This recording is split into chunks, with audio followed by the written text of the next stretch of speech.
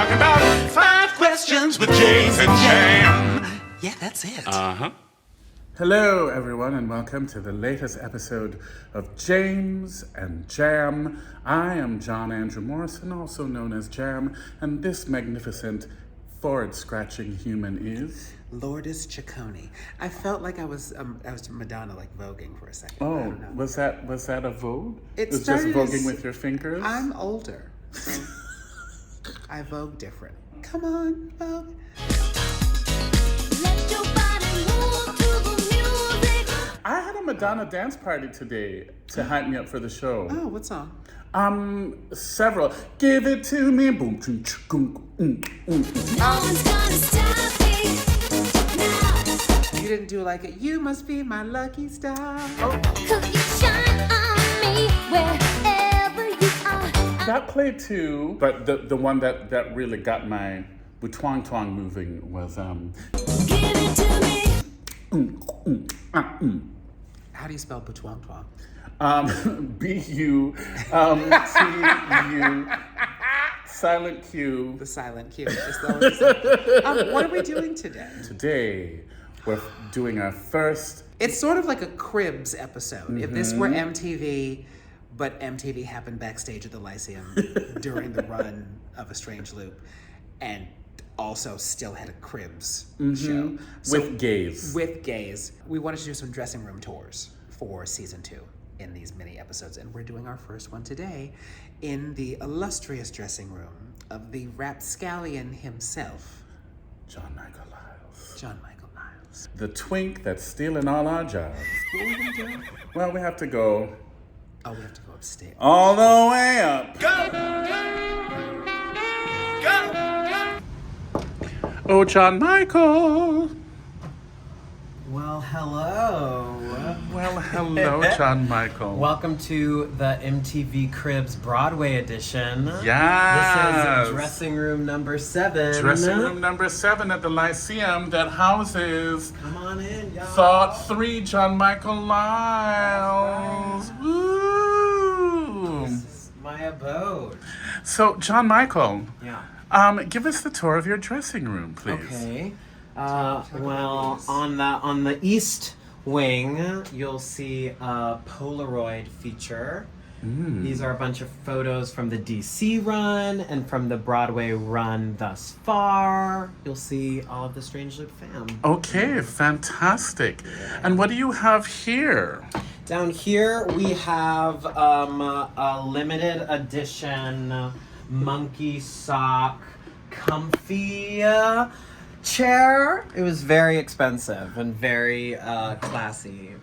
The monkey sock. The monkey sock Comfy chair. comfy chair. All right. Limited edition. And this is, of course, your show robe. And what do we have over here, John Michael? Over here we have a variety of goods that have either been gifted to me during the mini runs of A Strange Loop, starting from Playwrights up until now. So, we have this bottle of Johnny Walker, which was given and engraved with my name, Johnson Michael Lyles. Johnson Michael Lyles. Your proper name. My proper name. It's Johnson Michael Lyles if you're nasty. We've got the famous James's Harriet $20 bill. We've got some Pride vodka. We've got a Squigs in the back that you keep telling me to get a frame for. Yes, you need to get a frame. He signed it twice, so it's I know. I need to measure it and then I'll get a frame. I'm putting it on my to-do list. or get somebody to frame it for you. Hello. This is the iconic mother scene. This is all of us. This is like essentially what every show has when they're building the set, is they have little figurines to show the designers what the set and scene will look like. So Michael gave this to each of us with all of our little figurines. Is there anything else up there that you would like to show us? I've got the 2 little dogs that I presented at Broadway Barks. Oh. And the letter from Bernadette Peter is signed by Bernadette herself. I love it. I love it. Yeah, and I've also got this postcard featuring a lot of iconic and still alive feminists. Can you name every single one of them? Bay Arthur is all of them. It's all of them. Essentially anything random that I otherwise would throw away, I turn into decor if I can. So how excited are you to be on Broadway and to have your very first Broadway dressing room that you've decorated so beautifully? I'm very excited. Like my first only dressing room to myself, first time on Broadway, just lots of firsts. So it feels really, really cool. I think that's why I've gone above and beyond with decorating. No, I don't think it's above and beyond. So why did you choose the things you've chosen? Because they were given to me. Like, how do you know when it's a thing to put? I mean, and like, think we all have a different reason. I How do guess you know when it's a because thing to with put on theater, the especially in New York, it's hard to achieve work-life balance, right? And so all of these cool things that are Strange Loop specific, I want to keep them, Right. but when I go home, I don't want to see a lot of Strange Loop memorabilia. I have like a few things. You know? And, yeah. So but I want to keep them. So I have them all here so that when I can go home, I can kind of like shed that Yeah. a little bit, Yeah. you know? I absolutely understand, because like performing the show is tough stuff. But yeah, so you need a little break. So can you decompress in here? Hmm. Are you? I'm trying to get back to this. I'm doing a little bit better with it. I'm meditating in my dressing room. I was like in there stretching and on a yoga mat today, doing like some today. I mean, I feel like I need this room to actually rev me up more than I need it to calm me down. Okay, I've found. interesting. So are you are you a dance party person up in here? Well, I saved the dance party for the end. I was gonna say like my come down after the show is like loudspeakers playing a song, Okay. and the whole floor seems to enjoy it. What were you gonna say? Well, I'm curious, what has been the biggest surprise for you about working on Broadway?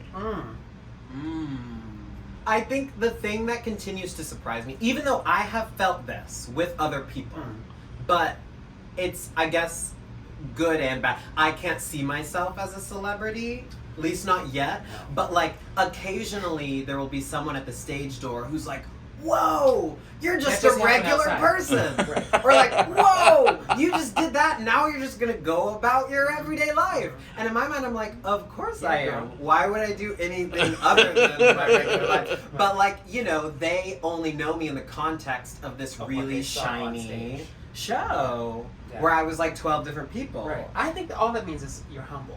I think. Sure. Victor, if you think this is about vanity, you couldn't be more wrong.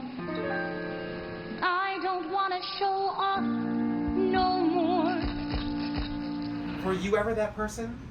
Yeah. Like Like you I stage door once I things? saw, yes, but the most recent memory I have where I truly should have known better. One of my favorite podcasters, I saw him. I was in Brooklyn, and he was walking towards the train. I was walking away from the train, and I was just like, "Oh my god!" And I immediately felt bad, but like my body responded over. before my brain could process. I'm just getting in here to say that I did that to poor Mandy Gonzalez on the street like last year, and the poor woman was like walking back to the theater from lunch or something, and I scared the bejesus out of her. I snotted on Whoopi Goldberg. Oh god, you're not the first. Yeah. What do you want people to know about A Strange Loop? Why should people come and see this? The reason why I would tell someone to see A Strange Loop is because a lot of shows that are really smart and intellectual and thrilling conceptually, like sometimes playwrights are like, well, you just have to see it again. You have to come 3 times if you really want to understand it. And I'm like, I can't afford to see it 3 times. Right. And I want to understand it the first time.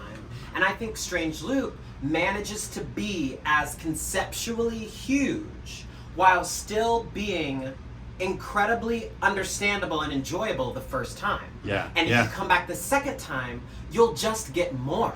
And Yeah. if you come the third time, you'll just get more. So it's not that you have to see it 3 times to understand it. It's that you can see it over and over and over again and consistently feel more fed by the dramaturgy. Yeah. Are yeah. you still learning things? Yes. Yeah. And I'm starting to ask weird questions. Oh I'm like, wait, if this, then this, if this, and this. And I find myself wanting to like, just like break into Usher's brain. Because we Oh. are his brain. Right. You know? So what are some of the things you're discovering? Well, Like, I don't know. The other day, I guess I'm like outing myself as not being fully in the moment. But the other day, we were doing Inner White Girl. Never heard of it. And I was walking around Usher, and I was like, but you are cool, tall, vulnerable, and luscious. You're obviously taller than me. You're super cool and on Broadway. Like, why are you complaining? Right. But, you know, you have to step outside of it, understand the context.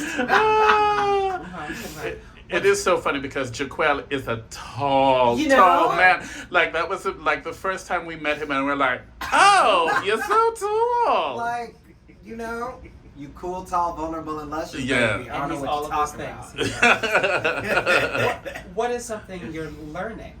That I'm learning.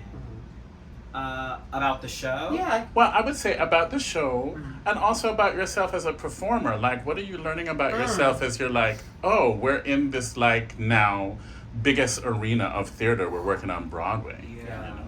This is also the longest we've done the show. Yeah. Maybe third- the longest I've ever done a show, considering there's been 3 I'm runs. almost there. Wow. Yeah, I did a 6 month. Well, I guess this is about the show. Like, what feeling in my own body and in everyone else, the settling of a rhythm. And watching how everyone has taken the text and the circumstance into their own body and learned the waves of the audience, which can change. And watching everyone navigate that has taught me so much. I keep referring to it, or I'm just it's sort of like the house settling, where the foundation has been there. The foundation is those words. The foundation is the years that we've been working on this. Yeah. The 2 other full out productions of this we've done, and the last 100 performances of this that we've done. Ooh. And there are still new things that are settling in people's bodies in such a cool way. Yeah. Well, I'm coming on camera. Come on. Like, for me, Ladies it's and also gentlemen, like Broadway's John Andrew Morrison. things that I'm discovering about, like, oh, why didn't that hit? And like still trying to go, is it a rhythm thing? Is it a pitch thing? Is it a, like, I'm still having those moments of discovery of like, well, how do I make it work? Right. And it's And the it's biggest great. thrill. Yeah. And then as a performer, is there anything that you're learning about yourself or that has surprised you about you as a performer now working in the biggest arena? That arena is Broadway. Right. I've heard of her. New York is exhausting. Yeah. And that too is a part of the job. Yeah, very much so. Yeah. You know? Very much so. Life in New York without a show is already exhausting. Right. Life in New York without a show and walking through Times Square is already exhausting. And to those things, we have added doing a show. Which is very athletic to do. Yeah. So I'm learning where I hold things in my body. Yeah. That's very helpful. Yes. Stretching and warming up actually work. Help. Yeah. They actually work. Even the 10 minutes of meditation that I'm trying to do does work. I am a calm person, so this is quiet as it's kept. I'm actually a very calm person, and I like to have a little bit of zen. Hi, Dorothy. Your delivery is here. Dorothy, we're busy. I'd love to speak to people who have seen the show in all of its iterations. Totally. And they're out there. They're out there. I'm curious because I'm seeing us like settling into things. I'm watching the house settle. Yeah. So if you have seen the show in other iterations, do we seem more comfortable now? Come on, baby. Are we comfortable? Do we appear, I don't know, how do we appear? Not the superhero thing. Not like, oh my God, it's them. Because I trust we cannot leap tall buildings. Speak for yourself. But I would like to know, like, from other people, how you see the house settling. Yeah, if that makes sense. John Michael, your dressing room is so comfortable. It really is. And really wonderful and beautifully lit. Thank you. And it's such a wonderful space. Thank you for having us over. Thank you for having us over. Oh, thanks for visiting, y'all. Yeah. Highest honor. Ooh.